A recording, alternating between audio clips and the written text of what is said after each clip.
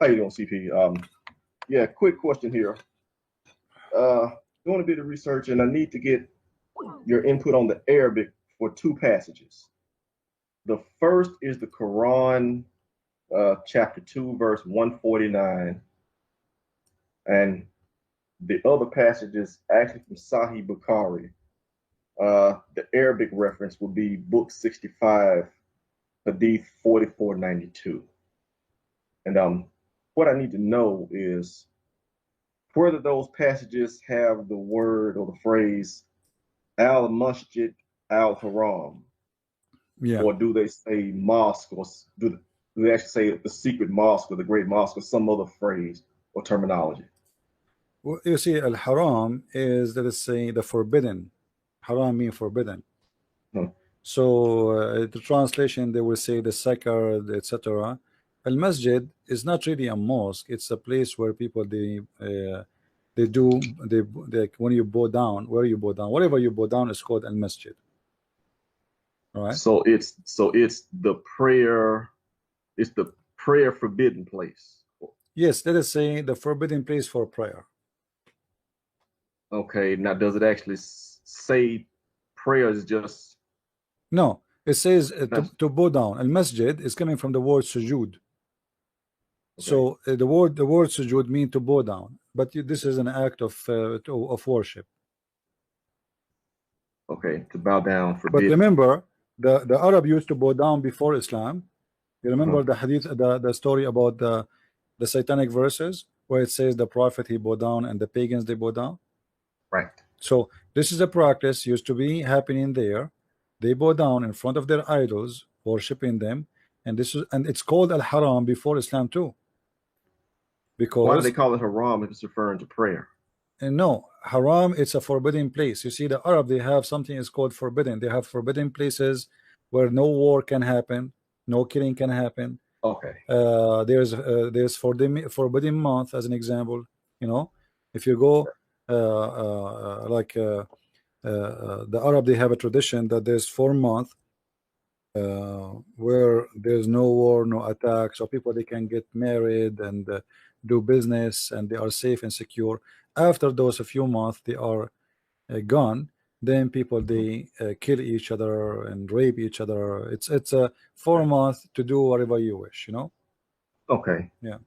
Okay, so because I'm looking at like Quran X, all the different translations.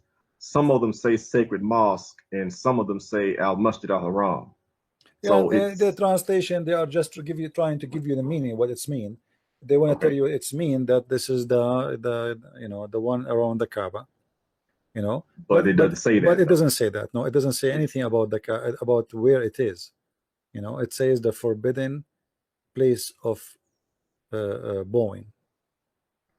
Okay. The forbidden. Okay. Yeah. And the Muslims they just read in that it's the mosque, but no, they did that before they had mosque. So it's basically a designated place specifically for prayer. Yes, and you can't do any violence or any illicit activity in this place. Yeah. If you go to chapter 2, not the same chapter 2, verse 194, it says Ash-Shahrul Haram. Even the moon month is haram. There's a month of haram. That is a forbidden month. So where there is a certain rules apply, and this is exist before Islam is exist.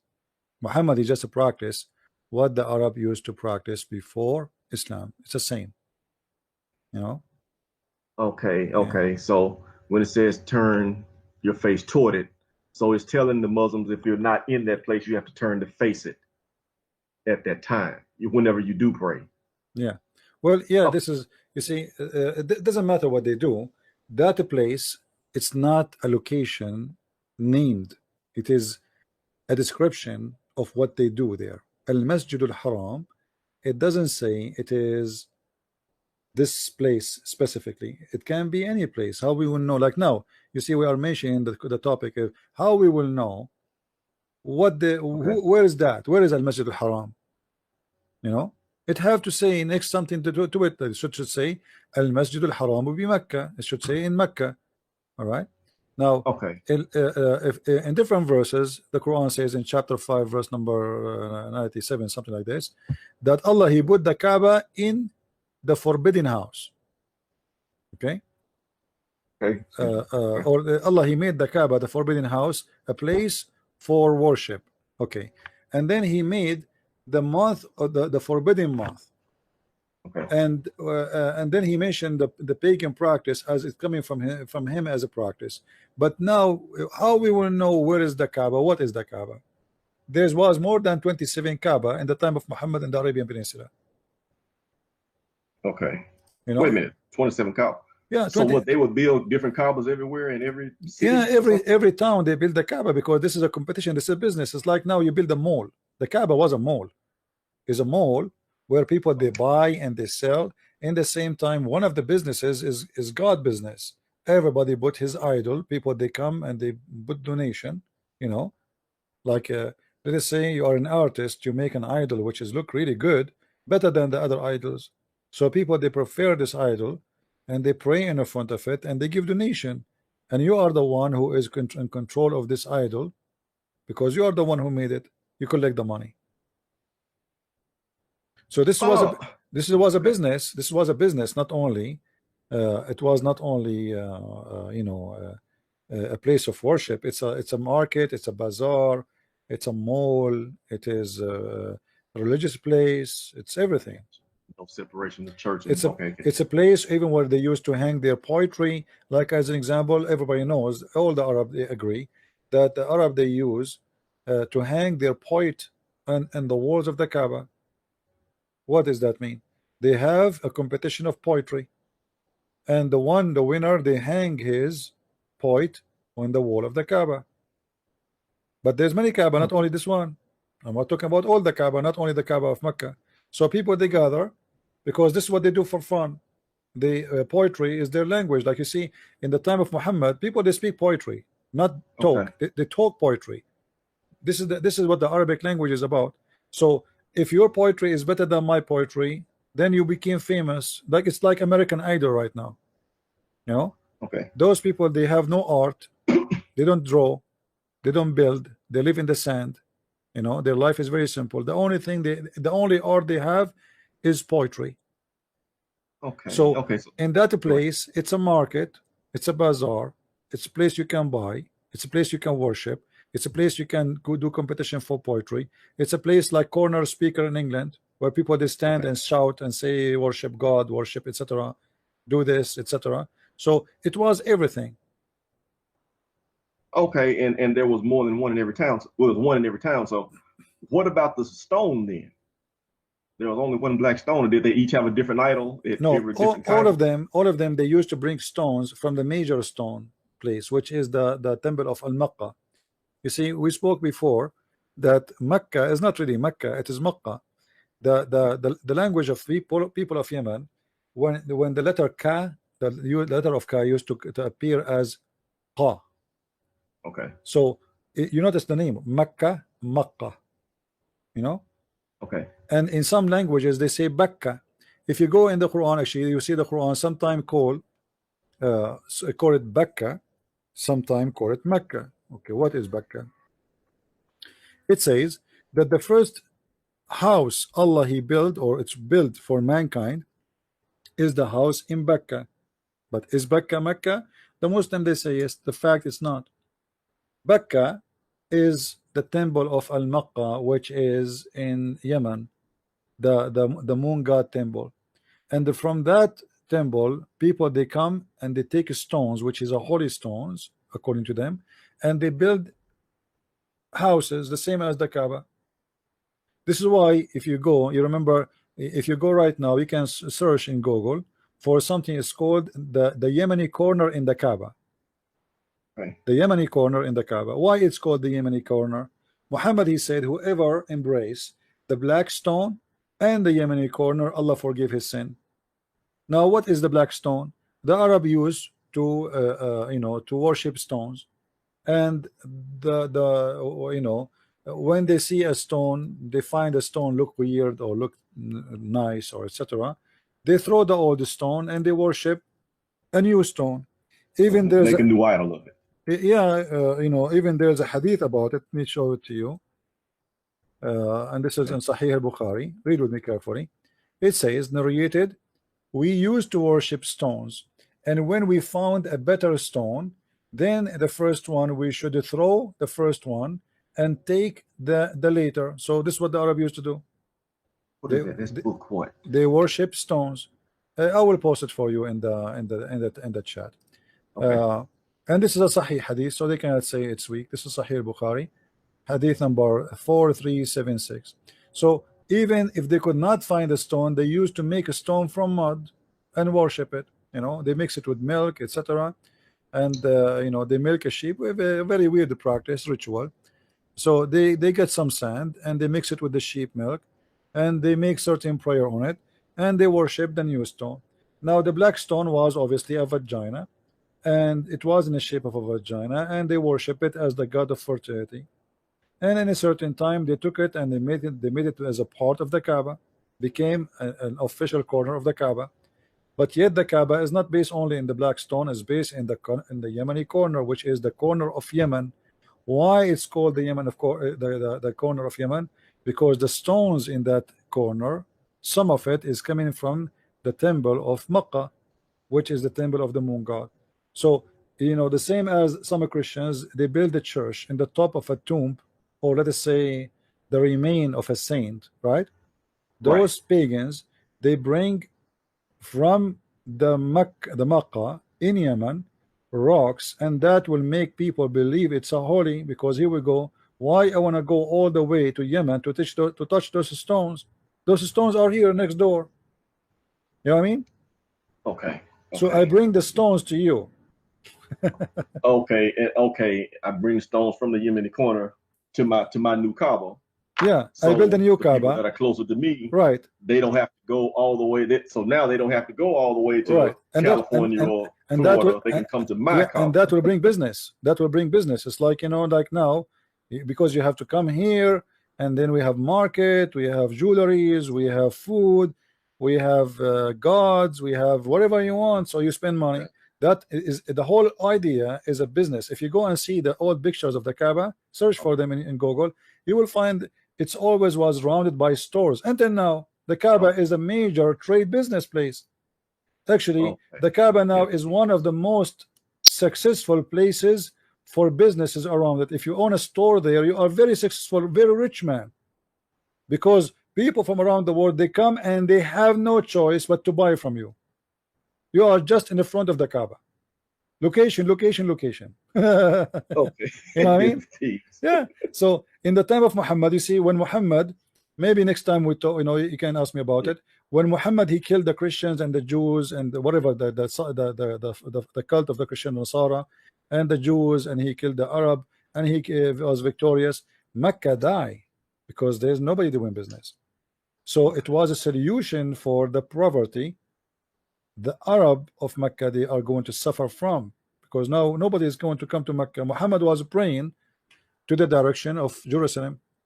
This is why Allah, he told Muhammad to switch, but the fact is not Allah, it's Umar al-Khattab. If you remember, Umar, he said Allah agreed with me in 3 things, and one of them is what? Is to change the direction of the prayer from Jerusalem to the Kaaba. And you will notice that this has happened only after Muhammad was victorious and there's no more business to do, no more money. Even the Quran actually says that if you feel like you are going to suffer from poverty, so we decide to make you face the Kaaba. You know. Okay. Don't worry from being poor. We will find a solution for you. Okay. Yeah. Okay. Then lastly, from the Bukhari book, Bukhari book 65 would be 4492. Does it say Masjid al-Haram there? Because by that time have they changed it to insert the word mosque? I don't know. You need to give me the hadith to see it in Arabic. Hang on. Let's see, from right, left. Copy it and see if I can text it to you in the.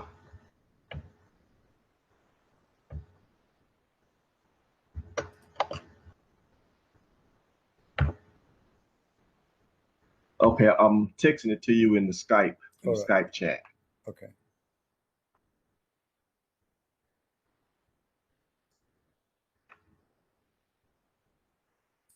Let us see.